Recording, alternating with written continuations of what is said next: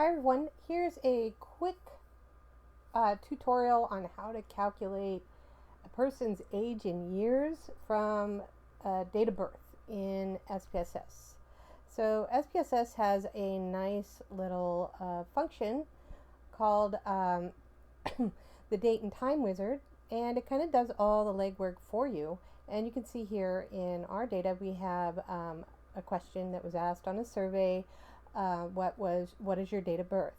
And we want to turn that into years, right? So how old are they at this point? So you would simply select calculate with dates and times and select next.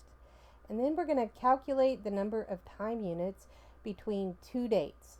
Calculate an age in years from birth date and another date. Okay, that seems to fit, right? So select next, and it will provide you the current date and time so you can make these calculations. So we're going to put that in the first date, and then we want to subtract the current date and time from the date of birth, right? And then we can tell it what kind of units we want it to produce, right? You don't necessarily have to put it in years. You can put it in weeks, months, even seconds if you wanted to. And then select next, and then just give it a label and a name.